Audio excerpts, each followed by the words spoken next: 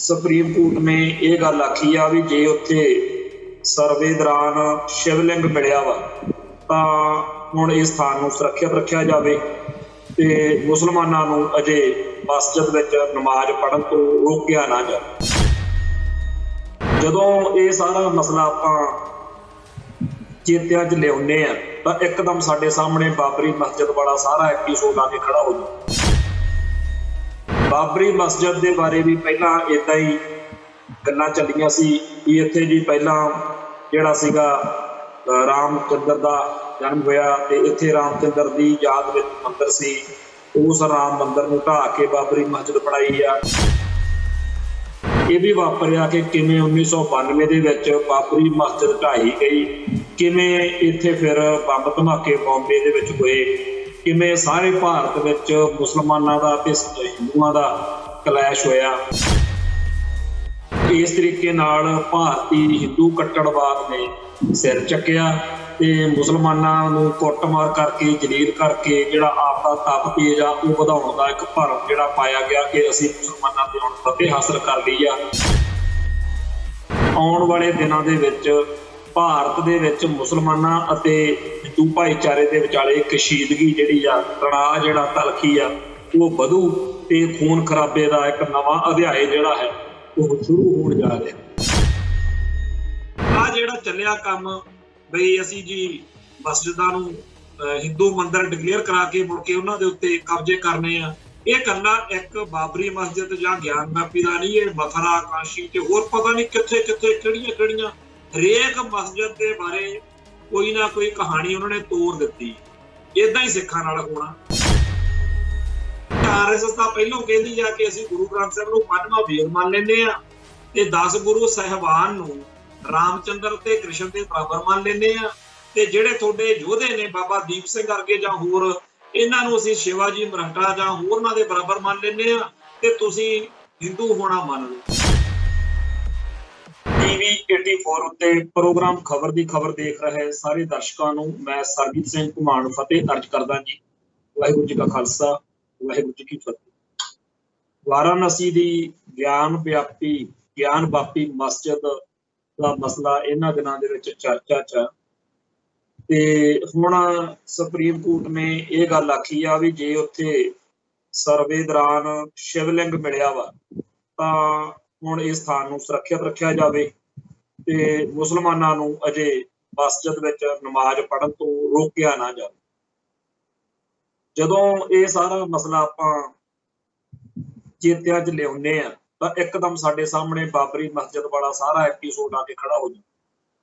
बाबरी मस्जिद के बारे भी पहला इदा ही गल्लां चलियां सी कि इत्थे जी पहला जिहड़ा सीगा रामचंद्र का जन्म होया ते इत्थे रामचंद्र की याद विच मंदिर सी, उस राम मंदिर नूं ढाह के बाबरी मस्जिद बनाई आ।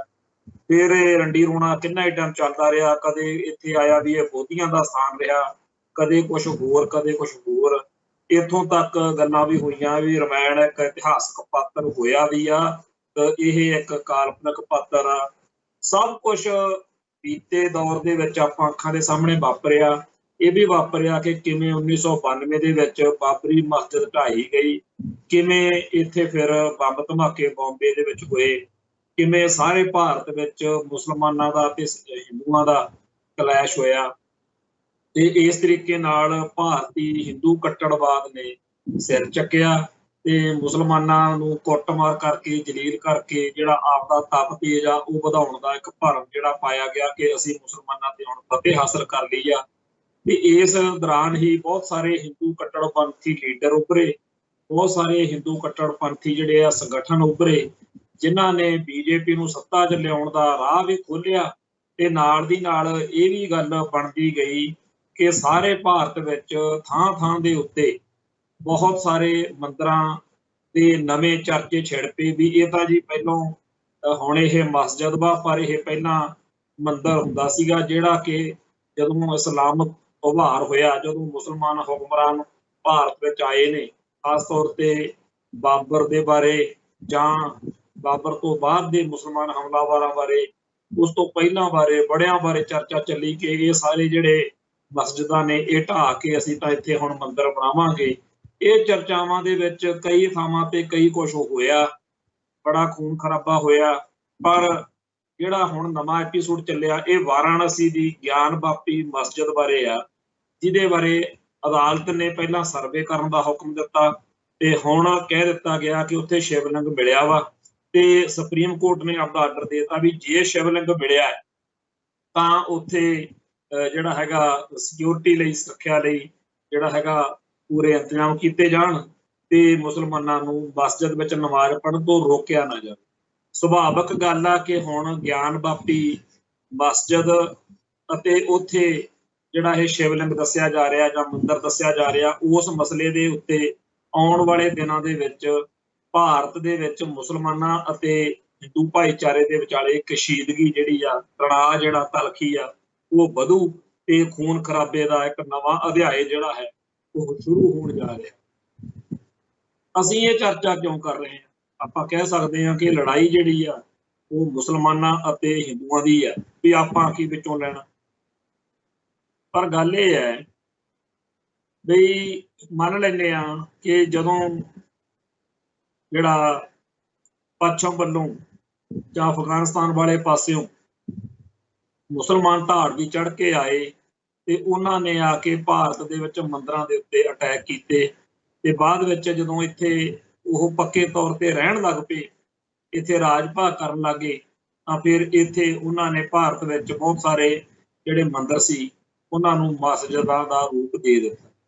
ਹਾਲਾਂਕਿ ਅਸੀਂ ਇਹ ਗੱਲ ਜ਼ਰੂਰ ਪੜ੍ਹੀ ਸੁਣੀ ਆ ਕਿ ਉਸ ਥਾਂ ਦੇ ਉੱਤੇ ਮਸਜਿਦ ਨਹੀਂ ਬਣਾਉਂਦੇ ਜਾਂ ਨਹੀਂ ਬਣਾਈ ਜਾ ਸਕਦੀ ਜਿੱਥੇ ਕਿਸੇ ਹੋਰ ਧਰਮ ਦਾ ਪਹਿਲਾਂ ਪੂਜਾ ਸਥਾਨ ਰਿਹਾ ਹੋਵੇ। ਪਰ ਹੋ ਸਕਦਾ ਬਈ ਕਿਸੇ ਵੇਲੇ ਇਸ ਗੱਲ ਤੋਂ ਕਿਸੇ ਵਹਿਣ ਦੇ ਵਿੱਚ ਬਹਿ ਕੇ ਜਦੋਂ ਹਮਲਾਵਰਾਂ ਨੇ ਕਾਰਵਾਈ ਕੀਤੀ ਹੋਵੇ ਉਦੋਂ ਇਸ ਗੱਲ ਨੂੰ ਅਣਗੌਲਿਆ ਕਰਤਾ ਹੋਵੇ। ਪਰ ਗੱਲ ਇਹ ਹੈ ਕਿ ਹੁਣ ਜਿਹੜਾ ਇਤਿਹਾਸ ਆ ਉਹਨੂੰ ਪੁੱਠਾ ਗੇੜਾ ਦੇਣ ਦਾ ਯਤਨ ਸ਼ੁਰੂ ਕੀਤਾ ਜਿਹੜਾ, ਤਾਂ ਜੋ ਗਲਤੀ ਪਹਿਲਾਂ ਇਸਲਾਮਕ ਉਭਾਰ ਦੇ ਮੌਕੇ ਮੁਸਲਮਾਨਾਂ ਨੇ ਕੀਤੀ ਵੀ ਮੰਦਿਰ ਢਾਹੇ ਤੇ ਮਸਜਿਦਾਂ ਬਣਾਈਆਂ, ਫਿਰ ਕੀ ਉਹੀ ਗਲਤੀ ਦੁਹਰਾ ਕੇ ਕਿ ਹੁਣ ਜੀ ਅਸੀਂ ਮਸਜਿਦਾਂ ਦੀ ਥਾਂ ਦੇ ਉੱਤੇ ਮੰਦਿਰ ਉਸਾਰਾਂਗੇ, ਇਹਦੇ ਨਾਲ ਜਿਹੜਾ ਹੈਗਾ ਕੀ ਸਥਾਈ ਹੱਲ ਹੋ ਜਾਊਗਾ? ਕੀ ਭਵਿੱਖ ਦੇ ਵਿੱਚ ਜਦੋਂ ਕਦੇ ਆਉਣ ਵਾਲੇ ਸਮੇਂ ਦੇ ਵਿੱਚ ਇਸ ਖਿੱਤੇ ਦੇ ਵਿੱਚ ਦੁਬਾਰਾ ਇਸਲਾਮ ਦਾ ਉਭਾਰ ਹੋ ਜਾਵੇ, ਮੁਸਲਮਾਨ ਹਾਕਮ ਬਣ ਜਾਣ, ਕੀ ਉਹਨਾਂ ਨੂੰ ਫੇਰ ਹੱਕ ਵਾ ਇਹ ਕਿ ਉਹ ਫਿਰ ਹੁਣ ਉਹਨਾਂ ਕੋਲੇ ਰਾਜ ਸੱਤਾ ਆ ਗਈ ਤੇ ਉਹ ਆਪਦੀ ਮਰਜ਼ੀ ਕਰਨ? ਹੁਣ ਹਿੰਦੂ ਸਿਵਲਾਈਜੇਸ਼ਨ ਅਤੇ ਇਸਲਾਮਿਕ ਸਿਵਲਾਈਜੇਸ਼ਨ ਦੇ ਵਿਚਾਲੇ ਜਿਹੜਾ ਟਕਰਾਅ ਆ, ਉਸ ਟਕਰਾਅ ਦੇ ਵਿੱਚ ਜਿਹੜੇ ਇਸ ਗੱਲ ਦੀ ਉਹਨਾਂ ਨੂੰ ਤੰਗੀ ਹੋ ਰਹੀ ਆ ਮਾਨਸਿਕ ਤੌਰ ਤੇ ਕਿ ਜੀ ਇਹ ਜਿਹੜੇ ਮੁਸਲਮਾਨ ਨੇ ਇਹਨਾਂ ਨੇ ਸਾਡੀ ਅਣਖ ਨੂੰ ਵੱਟਾ ਲਾਇਆ, ਇਹਨਾਂ ਨੇ ਸਾਡੇ ਉੱਤੇ ਹਮਲੇ ਕੀਤੇ, ਸਾਡੇ ਧਰਮ ਸਥਾਨਾਂ ਨੂੰ ਆਪਦੇ ਧਰਮ ਸਥਾਨ ਵਿੱਚ ਬਦਲ ਲਿਆ, ਇਹਨਾਂ ਨੇ ਸਾਡੇ ਲੋਕ ਮਾਰੇ, ਸਾਡੀਆਂ ਔਰਤਾਂ ਬੇਪੱਤ ਕੀਤੀਆਂ। ਇੱਥੋਂ ਤੱਕ ਆਖਿਆ ਜਾਂਦਾ ਹੈ ਕਿ ਜਿੰਨੇ ਬਾਬਰ ਤੋਂ ਲੈ ਕੇ ਹਮਾਯੂੰ ਤੋਂ ਬਾਅਦ ਵਿੱਚ ਬਾਬਰ ਆਇਆ, ਬਾਬਰ ਤੋਂ ਬਾਅਦ ਵਿੱਚ ਅਕਬਰ ਜਾਂ ਜਿੰਨੇ ਵੀ ਬਾਦਸ਼ਾਹ ਹੋਏ ਨੇ ਮੁਗਲ ਬਾਦਸ਼ਾਹ, ਵੀ ਇਹਨਾਂ ਦੇ ਵਿੱਚ ਬਹੁਤਿਆਂ ਦੇ ਜਿਹੜੇ ਵਿਆਹ ਨੇ ਉਹ ਰਾਜਪੂਤ ਹਿੰਦੂ ਰਾਜੇ ਮਹਾਰਾਜਿਆਂ ਦੇ ਘਰਾਂ 'ਚ ਹੋਏ ਤੇ ਬਹੁਤੇ ਜਿਹੜੇ ਇਹ ਹਾਕਮ ਨੇ ਇਹ ਮੁਸਲਮਾਨ ਜ਼ਰੂਰ ਆਖੇ ਜਾਂਦੇ ਆ, ਪਰ ਉਹਨਾਂ ਦੀਆਂ ਮਾਵਾਂ ਜਿਹੜੀਆਂ ਸੀ ਉਹ ਹਿੰਦੂ ਸੀ। ਇਹੋ ਜਿਹੀਆਂ ਗੱਲਾਂ ਵੀ ਚੱਲਦੀਆਂ ਨੇ ਤੇ ਇਹ ਚਰਚਾ ਤਾਂ ਆਮ ਹੁੰਦੀ ਰਹਿੰਦੀ ਆ ਵੀ ਰਾਜਪੂਤ ਡੋਲੇ ਦੇ ਕੇ ਧੀਆਂ ਦੇ ਕਿਵੇਂ ਇੱਥੇ ਰਾਜਗੱਦੀਆਂ ਮਾਣਦੇ ਰਹੇ। ਸੋ ਜਿਹੜਾ ਉਹ ਦੌਰ ਸੀ, ਉਸ ਦੌਰ ਦੇ ਵਿੱਚ ਇਹ ਜਿਹੜੇ ਰਾਜੇ ਮਹਾਰਾਜੇ ਸੀ ਭਾਰਤ ਦੇ, ਉਹ ਤਾਂ ਮੁਸਲਮਾਨਾਂ ਦੇ ਨਾਲ, ਹਾਕਮਾਂ ਦੇ ਨਾਲ ਘਿਓ ਖਿਚੜੀ ਵੀ ਰਹੇ ਨੇ। ਆਪਾਂ ਨੂੰ ਸਭ ਨੂੰ ਪਤਾ ਕਿ ਕਲਗੀਧਰ ਸ਼ਹਿਨਸ਼ਾਹ ਦੇ ਖਿਲਾਫ ਜਿਹੜੀ ਜੰਗ ਲੜੀ ਗਈ ਆ ਉਹਦੇ ਵਿੱਚ ਕਸਮਾਂ ਜਦੋਂ ਖਾਧੀਆਂ ਗਈਆਂ ਨੇ ਉਦੋਂ ਕੱਲੀਆਂ ਆਟੇ ਦੀਆਂ ਗਊਆਂ ਬਣਾ ਕੇ ਵਾਲੇ ਕਸਮਾਂ ਖਾਣ ਵਾਲੇ ਨਹੀਂ ਸੀਗੇ, ਉੱਥੇ ਕੁਰਾਨ ਸ਼ਰੀਫ ਦੀਆਂ ਕਸਮਾਂ ਖਾਣ ਵਾਲੇ ਵੀ ਸੀ। ਸੋ ਉਸ ਮੌਕੇ ਜਿਹੜੇ ਰਾਜੇ ਸੀ ਜਾਂ ਰਾਜਸੀ ਤਾਕਤ ਸੀ ਉਹ ਇਕਜੁੱਟ ਸੀ।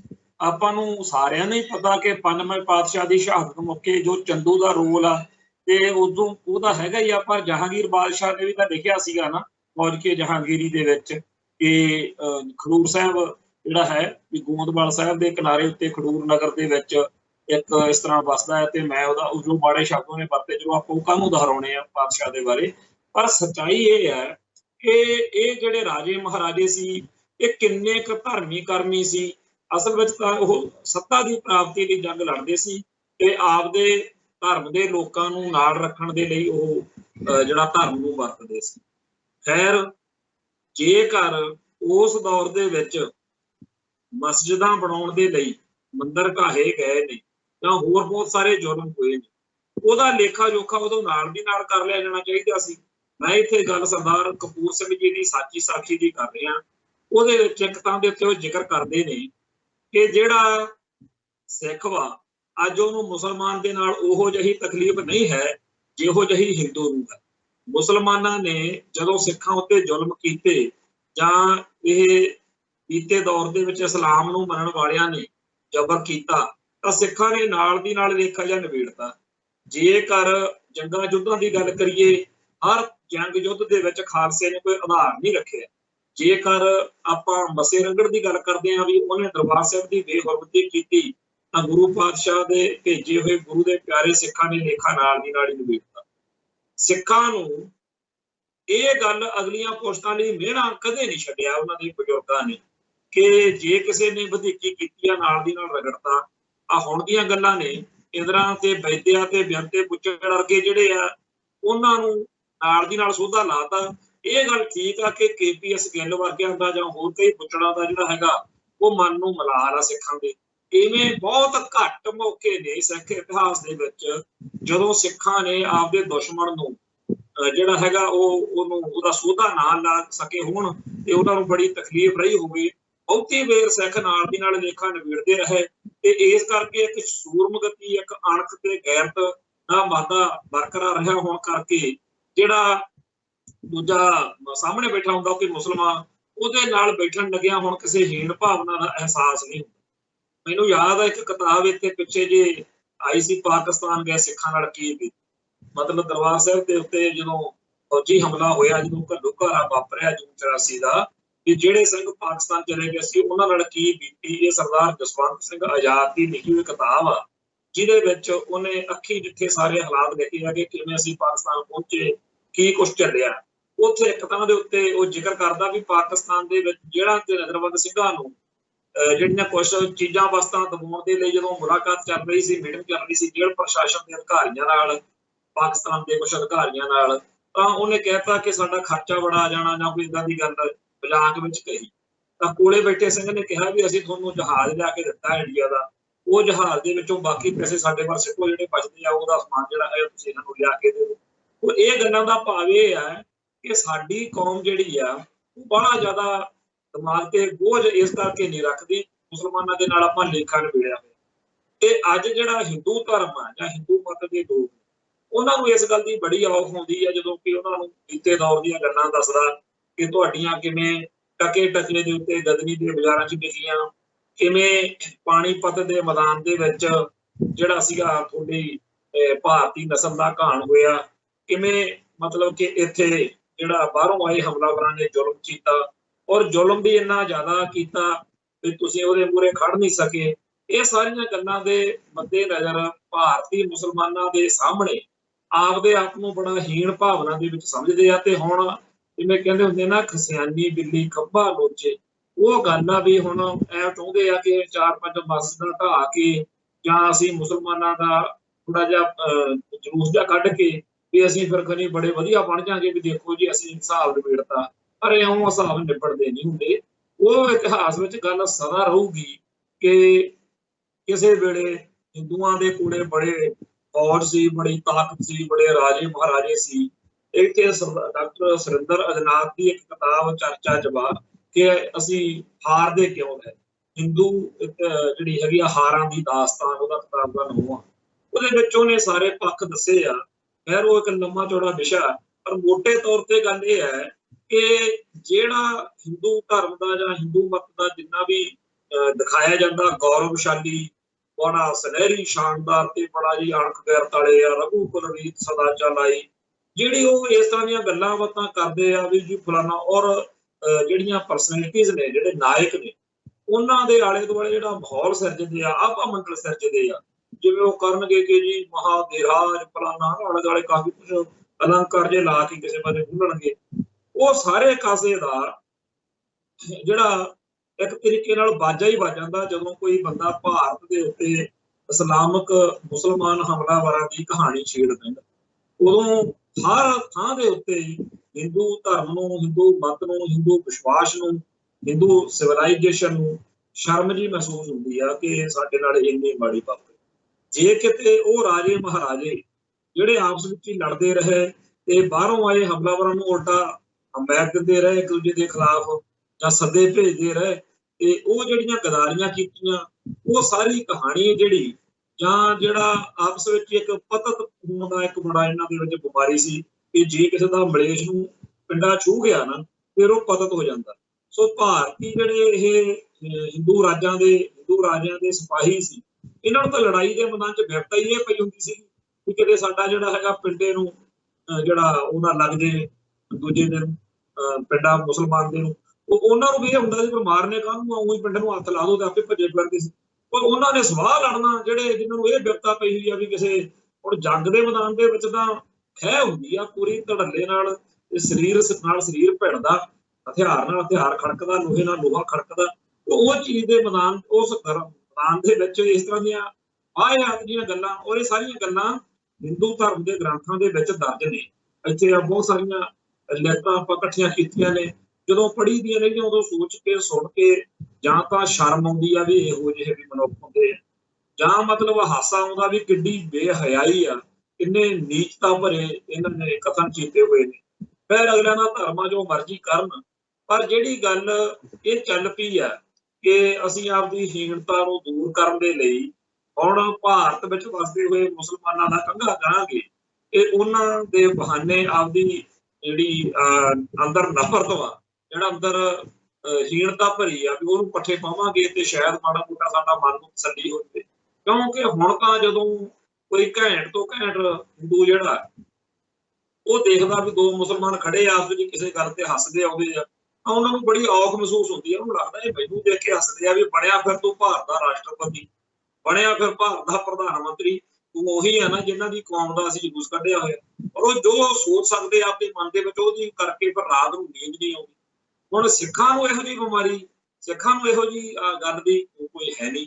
ਸਿੱਖ ਤਾਂ ਚੜ੍ਹਦੀ ਕਲਾ ਨਾਲ ਜੀਵੇ ਆ ਤੇ ਹਰ ਮੌਕੇ ਹਰ ਇਤਿਹਾਸ ਦੇ ਖੰਡ ਦੇ ਵਿੱਚ ਕਾਲ ਦੇ ਵਿੱਚ ਖਾਲਸੇ ਨੇ ਆਪਦੇ ਅਣਖ ਗੈਰਤ ਨੂੰ ਬਰਕਰਾਰ ਰੱਖਿਆ। ਤੇ ਇੱਧਰ ਹਾਲ ਇੰਨਾ ਮਾੜਾ ਕਿਉਂ ਹੋਇਆ ਇਹ ਵੀ ਗੱਲ ਸਮਝਣ ਦੀ ਲੋੜ ਹੈ ਕਿ ਹਕੀਕਤ ਵਿੱਚ ਇਹ ਆ ਕਿ ਭਾਰਤ ਵਿੱਚ ਜਿਹੜੇ ਅਸਲ ਵਾਸੀ ਇੱਥੇ ਮੂਲ ਨਿਵਾਸੀ ਸੀਗੇ, ਜਿਨ੍ਹਾਂ ਨੂੰ ਅੱਜ ਕੱਲ੍ਹ SC ST ਕਿਹਾ ਜਾਂਦਾ ਵਾ, ਸ਼ਡਿਊਲਡ ਕਾਸਟ, ਸ਼ਡਿਊਲਡ ਟਰਾਈਬਸ, ਇਹ ਜਿਹੜੇ ਸੀ ਇਹ ਕਬੀਲੇ ਇੱਥੇ ਵੱਸਦੇ ਸੀ। ਇਹਨਾਂ ਕਬੀਲਿਆਂ ਦੇ ਉੱਤੇ ਹਮਲੇ ਕਰਕੇ ਇਹਨਾਂ ਨੂੰ ਫਤਿਹ ਕੀਤਾ ਆਰੀਅਨ ਨਸਲ ਨੇ, ਜਿਹਨੂੰ ਅੱਜ ਕੱਲ੍ਹ ਆਪਾਂ ਹਿੰਦੂ ਕਹਿੰਦੇ ਹਾਂ ਜਾਂ ਬ੍ਰਾਹਮਣ ਕਹਿੰਦੇ। ਤੋਂ ਇਹਨਾਂ ਨੇ ਇੱਥੇ ਕਾਬਜ ਹੋਣ ਤੋਂ ਬਾਅਦ ਭਾਰਤੀ ਲੋਕਾਂ ਨੂੰ ਦਲਿਤ ਕਿਹਾ, ਸ਼ੂਦਰ ਕਿਹਾ ਤੇ ਮਨੁਸਿਮਰਤੀ ਵਿੱਚ ਜਿਹੜੀ ਵੰਡ ਕੀਤੀ ਉਹਦੇ ਵਿੱਚ ਫਿਰ ਜਿਹੜੇ ਸੀਗੇ ਇੱਥੇ ਵੱਸਦੇ ਹੋਏ ਲੋਕਾਂ ਦੀ ਵੰਡ ਕਰਤੀ ਵੀ ਆਹ ਬ੍ਰਾਹਮਣ ਆ ਜੀ, ਆਪਦੇ ਆਪ ਨੂੰ ਸਭ ਤੋਂ ਮਹਾਨ ਗਿਣਦੇ ਆ, ਤੇ ਦੂਜੇ ਦਰਜੇ ਦੇ ਉੱਤੇ ਜਿਹੜਾ ਸੀਗਾ ਫਿਰ ਖੱਤਰੀ ਘੜਦੇ, ਫਿਰ ਵੈਸ਼ ਤੇ ਫਿਰ ਸ਼ੂਦਰ। ਇਹ ਜਿਹੜੀ ਵਰਣ ਵੰਡ ਕੀਤੀ ਉਹਦੇ ਵਿੱਚ ਆਪਦੇ ਆਪ ਨੂੰ ਸੁਪਰੀਮ ਤਾਂ ਲਿਖ ਲਿਆ, ਨਾਲ ਦੀ ਨਾਲ ਇਹੋ ਜਿਹੀਆਂ ਲਿਖਤਾਂ ਲਿਖਾਈਆਂ ਜਿਹੜੇ ਮਹਾਭਾਰਤ, ਰਾਮਾਇਣ ਜਾਂ ਵੇਦ ਸ਼ਾਸਤਰ ਜਾਂ ਹੋਰ ਜਿੰਨੇ ਵੀ, ਜਿਹਦੇ ਵਿੱਚ ਪਹਿਲਾਂ ਹੀ ਮਿਥ ਲਿਆ ਵੀ ਆਪਦੇ ਆਪ ਨੂੰ, ਆਪਦੀ ਕੌਮ ਨੂੰ, ਆਪਦੀ ਨਸਲ ਨੂੰ ਮਹਾਨ ਤੋਂ ਮਹਾਨ ਦਰਸਾਉਣਾ ਵਾ। ਤੇ ਜਿਹੜੇ ਭਾਰਤ ਦੇ ਅਸਲ ਵਾਸੀ ਲੋਕ ਨੇ ਉਹਨਾਂ ਦਾ ਜਲੂਸ ਕੱਢਣਾ, ਉਹਨਾਂ ਦੀ ਚੰਗੀ ਤੋਂ ਚੰਗੀ ਗੱਲ ਹੈ ਜਿਹੜੀ ਵੀ ਉਹ ਸ਼ਰਾਬ ਨਹੀਂ ਪੀਂਦੇ, ਉਹ ਵੀ ਮਾੜੀ ਬਣਾ ਕੇ ਪੇਸ਼ ਕਰਨਾ। ਜੇਕਰ ਉਹਨਾਂ ਦਾ ਕੋਈ ਵੀ ਗੁਣ ਵਾ ਉਹ ਔਗਣ ਬਣਾ ਕੇ ਪੇਸ਼ ਕਰਨਾ। ਸੋ ਜਿਵੇਂ ਕੋਈ ਫਿਲਮ ਰਾਈਟਰ ਜਿਹੜਾ ਉਹ ਪਹਿਲੇ ਮਿਥ ਲਵੇ ਕਿ ਮੈਂ ਆਪਦੀ ਫਿਲਮ ਦੇ ਵਿੱਚ ਫਲਾਣੇ ਨੂੰ ਨਾਇਕ ਦਰਸਾਉਣਾ, ਉਹਦੀ ਭੈੜੀ ਤੋਂ ਭੈੜੀ, ਮਾੜੀ ਤੋਂ ਮਾੜੀ ਗੱਲ ਨੂੰ ਵੀ ਮੈਂ ਚੰਗੇ ਅਰਥਾਂ 'ਚ ਫਰਮਾਉਣਾ, ਤੇ ਜਿਹੜਾ ਫਲਾਣਾ ਬੰਦਾ ਉਹਨੂੰ ਮੈਂ ਖਲਨਾਇਕ ਦਰਸਾਉਣਾ, ਉਹਦੀ ਸੱਚੀ ਸੁੱਚੀ ਤੇ ਚੰਗੀ ਗੱਲ ਨੂੰ ਵੀ ਮੈਂ ਮਾੜੀ ਤੋਂ ਮਾੜੀ ਦਰਸਾਉਣਾ।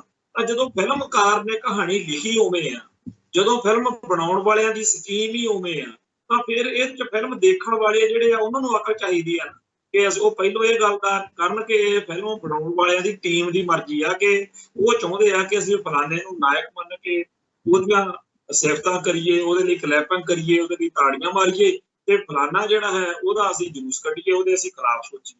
ਸੋ ਇਸ ਤਰੀਕੇ ਦੀ ਸੋਚ ਜਦੋਂ ਰੱਖ ਕੇ ਕੋਈ ਫਿਲਮ ਦੇਖਦਾ ਉਹ ਬਹੁਤਾ ਜ਼ਿਆਦਾ ਟਰੈਕ 'ਚ ਫਸਦਾ ਨਹੀਂ। पर ਜਿਹੜੇ ਭਾਰਤ ਦੇ ਸਾਡੇ ਇਹ ਗ੍ਰੰਥ ਲਿਖੇ ਹੋਏ ਨੇ ਜਿਨ੍ਹਾਂ ਨੂੰ ਪੁਰਾਤਨ ਗ੍ਰੰਥ ਕਿਹਾ ਜਾਂਦਾ, ਇਹਨਾਂ ਦੇ ਪ੍ਰਤੀ ਸਾਡੇ ਬੰਦਿਆਂ ਦੇ ਮਨਾਂ 'ਚ ਇਹ ਬਣਿਆ ਹੋਇਆ ਕਿ ਇਹ ਪਤਾ ਨਹੀਂ ਕਿੱਡੀ ਇੱਕ ਸਪਿਰਿਚੁਅਲਿਟੀ ਨਾਲ, ਅਧਿਆਤਮਿਕਵਾਦ ਨਾਲ ਭਰੇ ਹੋਏ ਗ੍ਰੰਥ ਨੇ। ਹਕੀਕਤ ਵਿੱਚ ਤਾਂ ਇਹ ਆਰੀਅਨ ਨਸਲ ਨੂੰ ਭਾਰਤ ਦੇ ਮੂਲ ਵਾਸੀਆਂ ਦੇ ਉੱਤੇ ਚੜਾਉਣ ਦੀ, ਉੱਤੇ ਉਹਦੇ ਦਿਖਾਉਣ ਦੀ ਇੱਕ ਪਲਾਨ ਆ, ਸਾਜ਼ਿਸ਼ ਆ ਵੀ ਆਪਾਂ ਇਹਨਾਂ ਗ੍ਰੰਥਾਂ ਦੇ ਵਿੱਚ ਨਾਇਕ ਜਿਹੜੇ ਆ ਉਹ ਦਰਸਾਉਣੇ ਆ ਜਿਹੜੇ ਭਾਰਤੀ ਨਸਲ ਦੇ ਨਾ ਹੋਣ, ਆਰੀਅਨ ਨਸਲ ਦੇ ਹੋਣ, ਤੇ ਖਲਨਾਇਕ ਉਹ ਦਰਸਾਉਣੇ ਆ ਜਿਹੜੇ ਭਾਰਤ ਦੇ ਅਸਲ ਵਾਸੀ ਹੋਣ। ਸੋ ਇਹ ਗ੍ਰੰਥ ਲਿਖਣ ਲਿਖਾਉਣ ਵਾਲਿਆਂ ਨੂੰ ਉਸ ਮੌਕੇ ਭੋਰਾ ਵੀ ਕਿਸੇ ਮਨੁੱਖੀ ਹੱਕ ਦੀ ਜਾਂ ਕਿਸੇ ਇਸ ਤਰ੍ਹਾਂ ਦੀ ਗੱਲ ਨਹੀਂ ਆਈ ਕਿ ਆਪਾਂ ਸੱਚ ਲਿਖੀਏ। ਉਹ ਤਾਂ ਪਹਿਲਾਂ ਹੀ ਸੋਚ ਕੇ ਲਿਖ ਲਿਆ ਵੀ ਆਪਾਂ ਫਲਾਣੇ ਨੂੰ ਬੜਾ ਦੱਸਾਂ। ਖੈਰ, ਆਰੀਅਨ ਨਸਲ ਨੂੰ ਇੱਥੇ ਕਾਫੀ ਜ਼ਿਆਦਾ ਪੈਰ ਜਮਾਉਣ ਦੇ ਵਿੱਚ ਜਿਹੜਾ ਸੀਗਾ ਮੌਕਾ ਮਿਲਿਆ, ਸਮਾਂ ਬੀਤਿਆ। ਅਖੀਰ ਇੱਥੇ ਬੁੱਧ ਮਤ ਦੀ ਚੜ੍ਹਤ ਹੋਈ। ਬੁੱਧ ਮਤ ਨੇ ਭਾਰਤ ਦੇ ਵਿੱਚ ਜਿਹੜਾ ਪੁਆੜਾ ਖੜਾ ਕੀਤਾ, ਉਹ ਸਭ ਤੋਂ ਵੱਧ ਵੈਸ਼ਨਵ ਮਤ, ਜਿਹਨੂੰ ਹਿੰਦੂ ਮਤ ਕਹਿੰਦੇ ਆਪਾਂ, ਉਹਨੂੰ ਖੜਾ ਕੀਤਾ। ਉਹ ਜਿਹੜੀ ਸ਼ੈਵ ਮਤ ਦੀ ਜਾਂ ਬੌਧ ਮਤ ਦੀ ਇਹਨਾਂ ਨਾਲ ਟੱਕਰ ਰਹੀ ਆ, ਵੈਸ਼ਨਵੀਆਂ ਨਾਲ, ਬ੍ਰਾਹਮਣਵਾਦੀਆਂ ਨਾਲ, ਹਿੰਦੂਤਵੀਆਂ ਨਾਲ, ਉਹਦੇ ਪਿੱਛੇ ਦੋ ਸਿਵਲਾਈਜੇਸ਼ਨ ਦੀ ਜੰਗ ਹੈ। ਇੱਕ ਭਾਰਤੀ ਸਿਵਲਾਈਜੇਸ਼ਨ ਸੀ, ਇੱਕ ਬਾਹਰੋਂ ਆਈ ਸਿਵਲਾਈਜੇਸ਼ਨ ਸੀ। ਦੋ ਸੱਭਿਆਚਾਰਾਂ ਦੀ ਜੰਗ ਜਿਹੜੀ ਆ ਉਹ ਭਾਰਤ ਵਿੱਚ ਹੋ ਰਹੀ ਸੀ। ਉਹ ਇਸ ਬੈਟਲਫੀਲਡ ਦੇ ਵਿੱਚ ਕਾਫੀ ਜ਼ਿਆਦਾ ਉਤਰਾਅ ਚੜ੍ਹਾਅ ਆਏ, ਪਰ ਜਦੋਂ ਬੋਧੀਆਂ ਨੇ ਅਹਿੰਸਾ ਵਾਲਾ ਧਰਮ ਫੜ ਲਿਆ, ਉਸ ਚੀਜ਼ ਨੇ ਬੜਾ ਇਹਨਾਂ ਦਾ ਨੁਕਸਾਨ ਕੀਤਾ। ਨਹੀਂ ਤਾਂ ਇਹਨਾਂ ਦਾ ਬੜਾ ਰਾਜ ਭਾਗ ਜਿਹੜਾ ਸੀ ਕਾਫੀ ਵੱਡਾ ਸੀਗਾ ਬੋਧੀਆਂ ਦਾ। ਸੋ ਬੋਧੀ ਜਿਹੜੇ ਸੀ ਉਹ ਭਾਰਤ ਦੇ ਅਸਲ ਵਾਸੀ ਲੋਕ ਹੀ ਸੀਗੇ।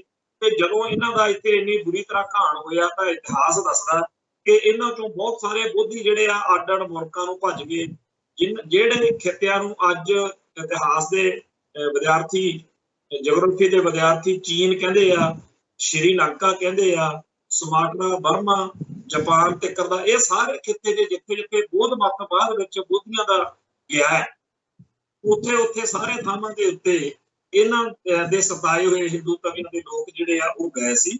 ਉਹਨਾਂ ਵਿੱਚੋਂ ਹੀ ਕੁਝ ਲੋਕ ਪੱਛਮ ਵੱਲ ਨੂੰ ਭੱਜ ਗਏ ਤੇ ਅਫਗਾਨਿਸਤਾਨ ਦੇ ਵਿੱਚ ਜਿਹੜਾ ਉਸ ਮੌਕੇ ਦੇ ਹਾਕਮ ਸੀ ਉਹਨਾਂ ਨਾਲ ਮੇਲ ਮਿਲਾਪ ਕਰਕੇ ਉੱਥੋਂ ਫਿਰ ਉਹ ਚੜ੍ਹ ਕੇ ਆਏ। ਜਿਵੇਂ 1984 ਮੌਕੇ ਜਿਹੜੇ ਸਾਡੇ ਸਿੱਖ ਸੰਘਰਸ਼ ਦੇ ਨਾਲ ਸੰਬੰਧਿਤ ਸ਼ਖਸੀਅਤਾਂ ਸੀ, ਜੁਝਾਰੂ ਉਹਦੇ ਸੀ, ਉਹ ਪਾਕਿਸਤਾਨ ਗਏ ਤੇ ਉੱਥੋਂ ਫਿਰ ਟ੍ਰੇਨਿੰਗਾਂ ਜਾਂ ਅਸਲੇ ਦੇ ਨਾਲ ਆਪਦੇ ਜਿਹੜੇ ਸੀਗੇ ਮਕਸਦ ਲਈ ਭਾਰਤ ਵੱਲ ਨੂੰ ਦੁਬਾਰਾ ਤੁਰੇ।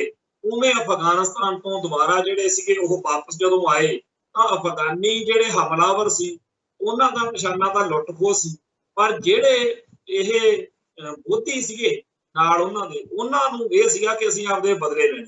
ਸੋ ਜਿਹੜੇ ਉਸ ਟਾਈਮ ਮੰਦਿਰ ਸੀਗੇ ਜਿਨ੍ਹਾਂ ਦੇ ਵਿੱਚ ਬੜਾ ਸੋਨਾ ਚਾਂਦੀ ਤੇ ਹੋਰ ਲਟਰਮ ਪਟਰਮ ਬਹੁਤ ਇਕੱਠਾ ਕੀਤਾ ਹੁੰਦਾ ਸੀ, ਉਹ ਫਿਰ ਜਿਹੜੇ ਸੀ ਲੁੱਟ ਦੇ ਕੇਂਦਰ ਸੀਗੇ। ਸੋ ਅਫਗਾਨੀਆਂ ਨੂੰ ਇਹ ਗੱਲ ਦੱਸਣ ਦੇ ਵਿੱਚ ਕਿ ਤੁਸੀਂ ਐਵੇਂ ਨਾ ਲੋਕਾਂ ਨੂੰ, ਗਰੀਬਾਂ ਨੂੰ ਕੁੱਟਦੇ ਫਿਰੋ, ਅਸਲੀ ਨਿਸ਼ਾਨਾ ਮੰਦਿਰ। ਸੋ ਮੰਦਿਰਾਂ ਦੇ ਵਿੱਚ ਸੋਮਨਾਥ ਦਾ ਮੰਦਿਰ ਜਾਂ ਹੋਰ ਸਾਰਿਆਂ ਦੇ ਅਫਗਾਨੀ ਹਮਲਾਵਰਾਂ ਨੇ ਜਾਂ ਬਾਹਰੋਂ ਆਏ ਮੁਸਲਮਾਨ ਹਮਲਾਵਰਾਂ ਨੇ ਅਟੈਕ ਕੀਤੇ, ਬੋਧੀਆਂ ਨੇ ਆਪਦੇ ਬਦਲੇ ਲਏ। ਅਖੀਰ ਇੱਥੇ ਇੰਨਾ ਜਰਜਰਾਪਣ ਆ ਗਿਆ ਇੱਥੋਂ ਦੇ ਸਾਰੇ ਹਿੰਦੂ ਪਹਾੜੀ ਹਿੰਦੂ ਰਾਜਿਆਂ ਦੇ ਵਿੱਚ ਕਿ ਇੱਥੇ ਫਿਰ ਜਿਹੜੀ ਸੀ ਆਰੀਅਨ ਨਸਲ ਉਹ ਬਿਲਕੁਲ ਦਬੈਰ ਬਣ ਗਈ। ਹਾਕਮ ਜਿਹੜੇ ਆ ਉਹ ਇੱਥੇ ਛਾ ਗਏ, ਜਿਨ੍ਹਾਂ ਦੇ ਉਸ ਵੇਲੇ ਦੇ ਜ਼ਬਰ ਜ਼ੁਲਮ ਨੂੰ ਅੱਜ 1947 ਤੋਂ ਬਾਅਦ ਹਿੰਦੂ ਜਿਹੜਾ ਹੈ ਸੱਤਾ ਚੁਣਨ ਤੋਂ ਬਾਅਦ, ਖਾਸ ਤੌਰ ਤੇ BJP ਦੇ RSS ਦੇ ਉਭਾਰ ਤੋਂ ਬਾਅਦ ਉਹ ਸਮਝਦਾ ਕਿ ਮੈਨੂੰ ਹੁਣ ਲੇਖਾਂ ਨਿਬੇੜਨਾ ਚਾਹੀਦਾ, ਹੁਣ ਮੈਂ ਉਹ ਸਾਰਾ ਇਤਿਹਾਸ ਜਿਹੜਾ ਹੈਗਾ ਉਹਨੂੰ ਪੁੱਠਾ ਗੇੜਾ ਦੇ।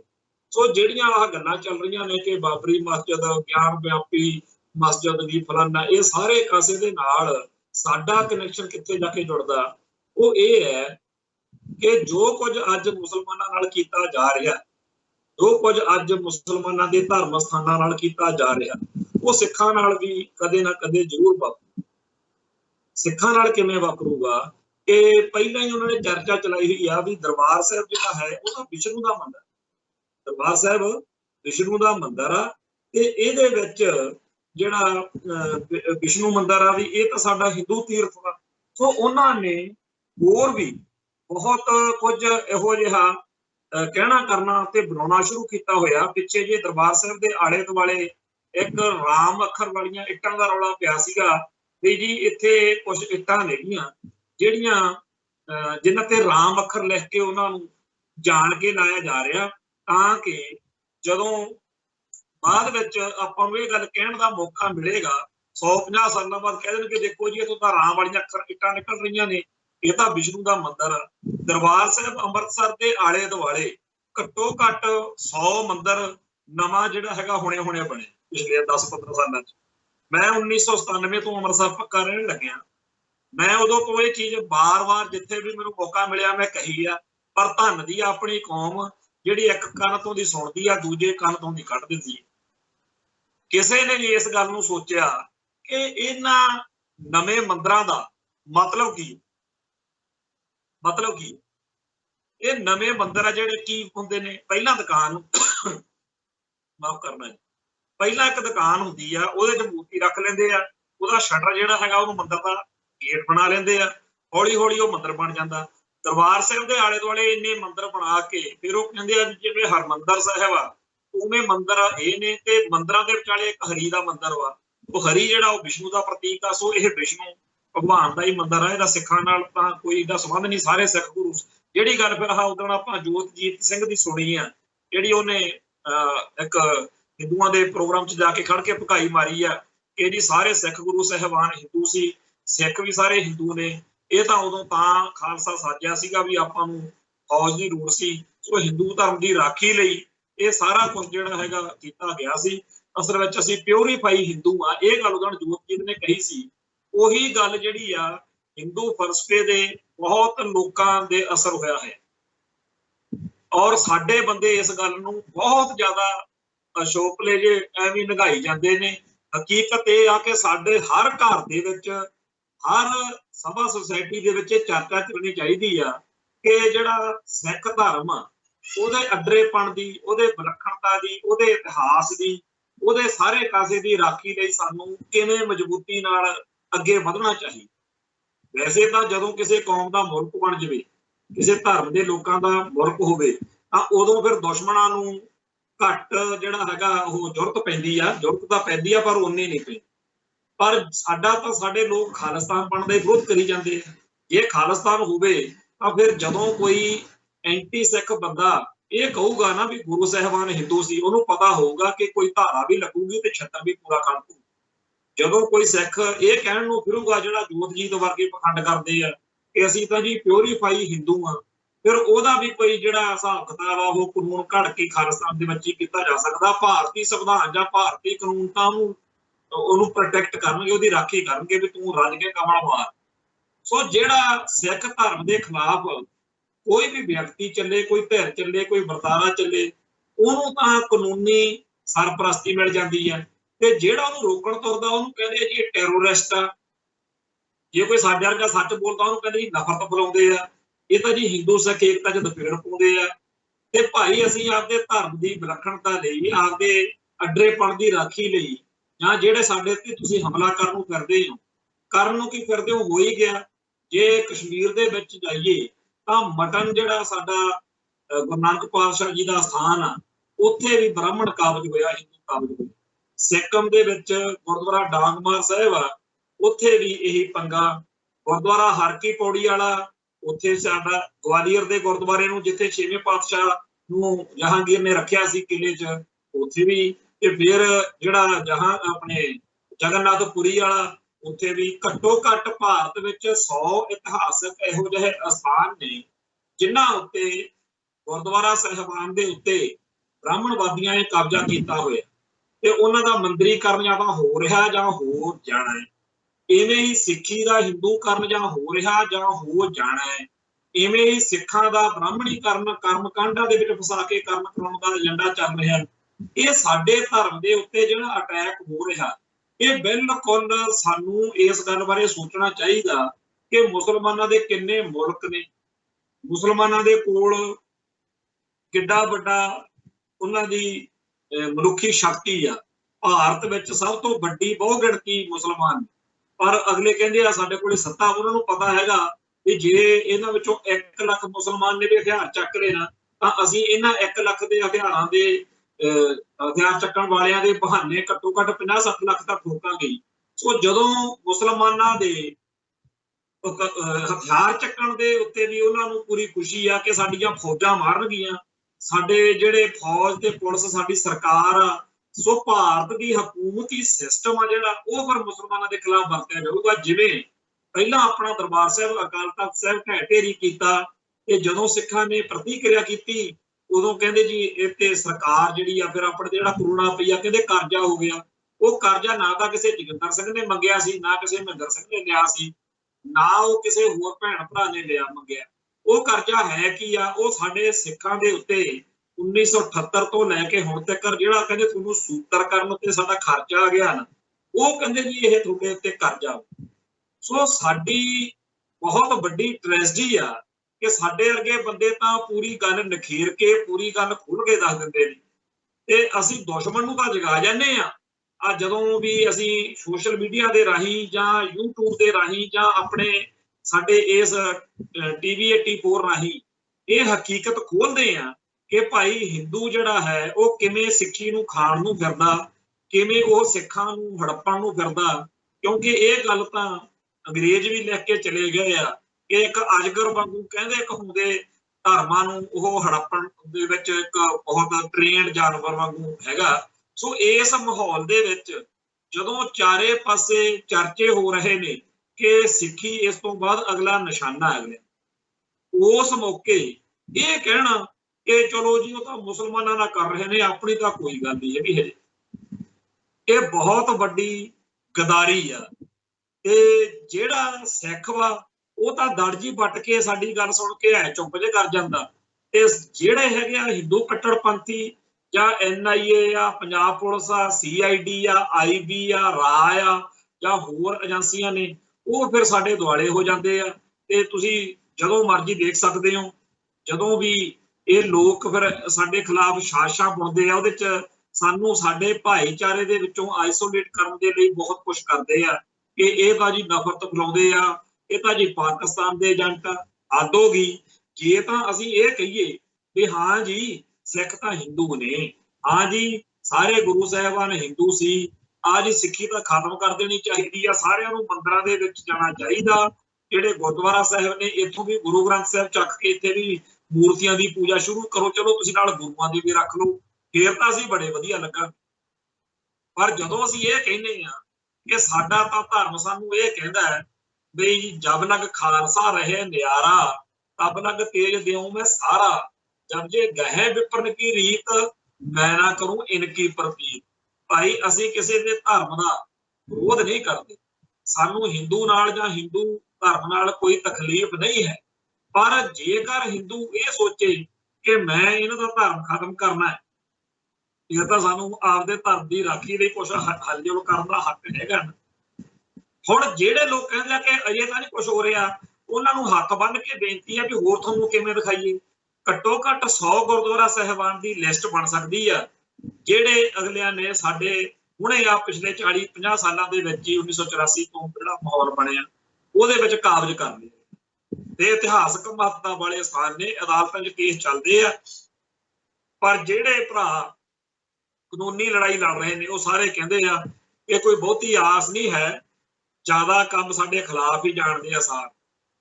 ਤੇ ਅਗਲੇ ਇੰਨੇ ਜ਼ਿਆਦਾ ਹਰਾਮੀ ਪੁਣੇ ਤੇ ਉਤਰੇ ਹੋਏ ਨੇ ਕਿ ਬਾਬਰੀ ਮਸਜਿਦ ਵਾਲੇ ਰੌਲੇ ਵਿੱਚ ਵੀ ਸਾਡੇ ਧਰਮ ਦਾ, ਸਾਡੇ ਸਿੱਖਾਂ ਦਾ ਐਵੇਂ ਜ਼ਿਕਰ ਕਰ ਗਏ ਜੀ। ਉੱਥੇ ਤਾਂ ਜੀ ਜਿਹੜਾ ਸੀਗਾ ਉਹ ਗੁਰੂ ਸਾਹਿਬ ਦੇ ਸਿੱਖ ਭੇਜੇ ਸੀ, ਉੱਥੇ ਜੋ ਗੁਰੂ ਗੋਬਿੰਦ ਸਿੰਘ ਗਏ ਸੀ, ਇਹ ਜਿਹੀਆਂ ਜੋੜੀਆਂ ਅਗਲੇ ਮਾਰਦੇ ਆ।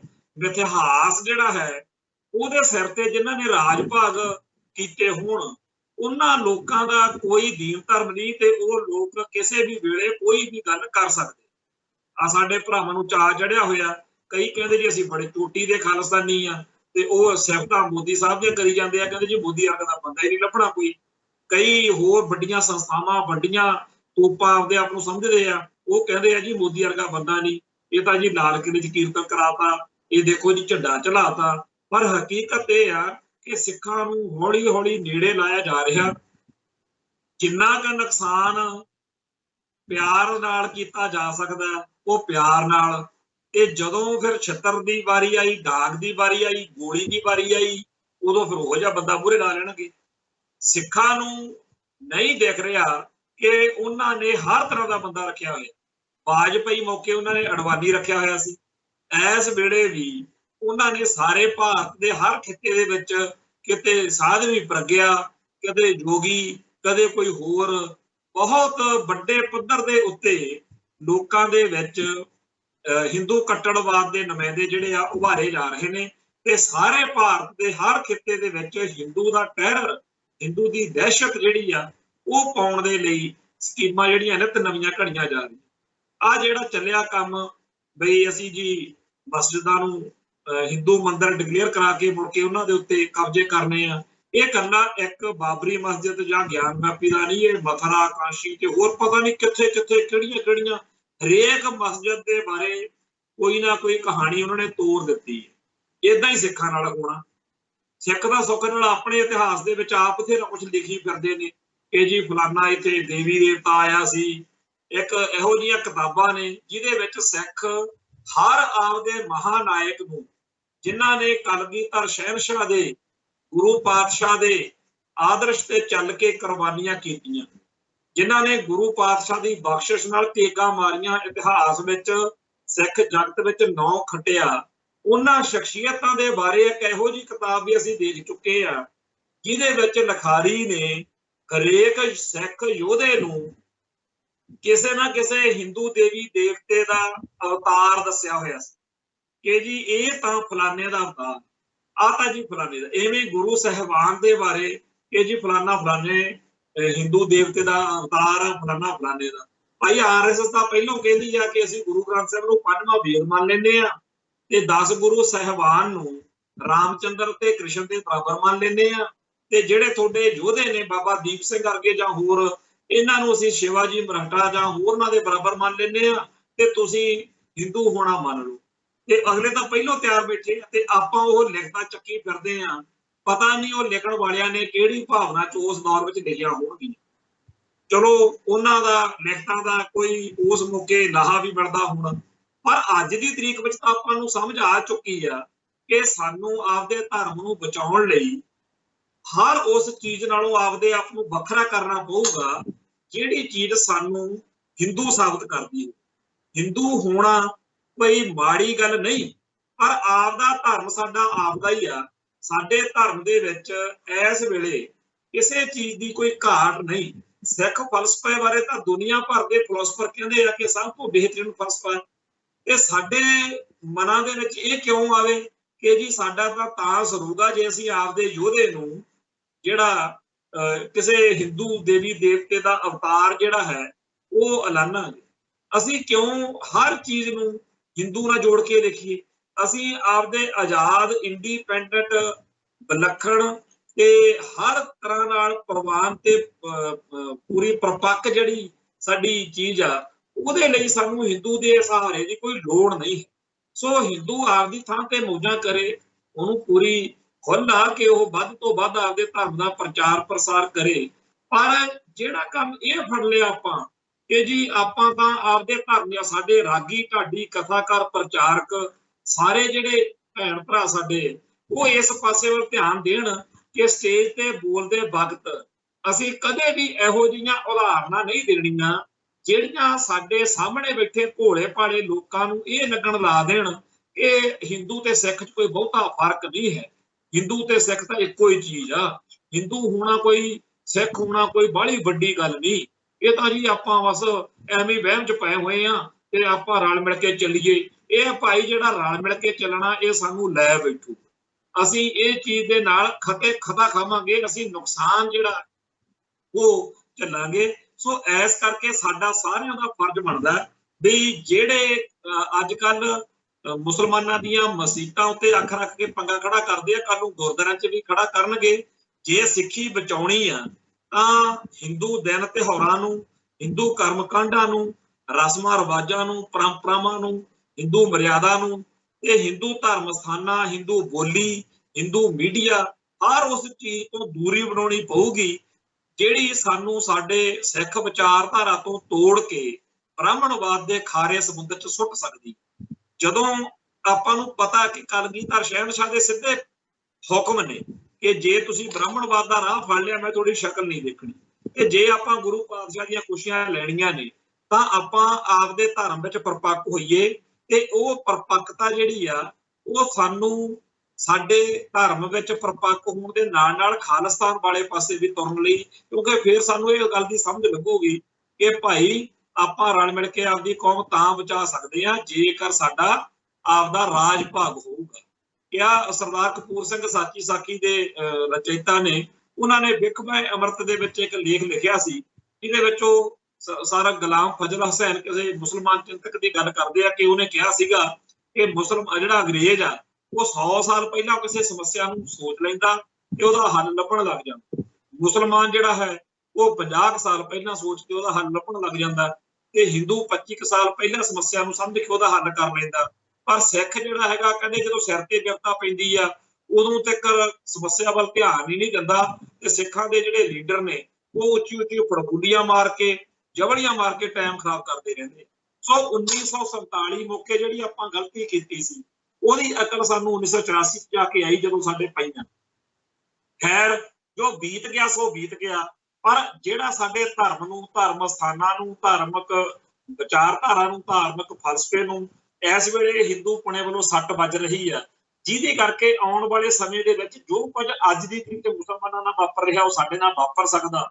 ਉਸ ਗੱਲ ਪਾਸੇ ਧਿਆਨ ਦਈਏ ਤੇ ਆਪਦੇ ਅੰਦਰ ਉਹ ਅੱਗ, ਉਹ ਅਣਖ, ਉਹ ਚੇਤਨਾ ਪੈਦਾ ਕਰੀਏ ਜਿਹਦੇ ਨਾਲ ਅਸੀਂ ਆਪਦੇ ਧਰਮ 'ਚ ਪਰਪੱਕ ਰਹਿ ਸਕੀਏ। ਤੇ ਬਹੁਤ ਸਾਰੇ ਹਿੰਦੂ ਭਾਈਚਾਰੇ ਦੇ ਲੋਕ ਵੀ ਇਹ ਕਹਿਣ ਕਿ ਇਹ ਸਾਡੇ ਲੋਕਾਂ ਦੀ ਬੜੀ ਭਾਰੀ ਗਲਤੀ ਆ ਜਿਹੜਾ ਅਸੀਂ ਇਹਨਾਂ ਦੇ ਗੁਰਦੁਆਰੇ ਦੱਬ ਰਹੇ ਹਾਂ, ਅਸੀਂ ਇਹਨਾਂ ਦੇ ਮਰਿਆਦਾ, ਇਹਨਾਂ ਦੇ ਧਰਮ, ਇਹਨਾਂ ਦੇ ਫਲਸਫੇ ਨੂੰ ਟਾਰਗੇਟ ਕਰ ਰਹੇ ਹਾਂ, ਸਾਡੇ ਬੰਦਿਆਂ ਦੀ ਗਲਤੀ ਆ। ਹਿੰਦੂਆਂ ਦੇ ਵਿੱਚੋਂ ਇਹੋ ਜਿਹੇ ਲੋਕ ਜਿਹੜੇ ਨੇ ਉਹ ਜੇ ਹੋਣਗੇ ਤਾਂ ਅਸੀਂ ਉਹਨਾਂ ਦਾ ਸਵਾਗਤ ਕਰਾਂਗੇ, ਪਰ ਅੱਜ ਤੱਕ ਤਾਂ ਸਾਨੂੰ ਇਹੋ ਜਿਹਾ ਕੋਈ ਬਿਰਲਾ ਵਾਂਝਾ ਹੀ ਮਿਲਿਆ ਜਿਹੜਾ ਇਹ ਕਵੇ ਕਿ ਸਿੱਖਾਂ ਦੀ ਅਦਰੀ ਵਿਲੱਖਣ ਤੇ ਸੁਤੰਤਰ ਹੋਂਦ ਹਸਤੀ ਆ ਜਿਹੜੀ ਉਹ ਕਾਇਮ ਰਹਿਣੀ ਚਾਹੀਦੀ ਆ। ਸੋ ਅੱਜ ਲਈ ਇੰਨਾ ਹੀ ਕਾਫੀ, ਫਿਰ ਮਿਲਾਂਗੇ। ਨਾਨਕ ਨਾਮ ਚੜ੍ਹਦੀ ਕਲਾ, ਤੇਰੇ ਭਾਣੇ ਸਰਬੱਤ ਦਾ ਭਲਾ। ਵਾਹਿਗੁਰੂ ਜੀ ਕਾ ਖਾਲਸਾ, ਵਾਹਿਗੁਰੂ ਜੀ ਕੀ ਫਤਿਹ।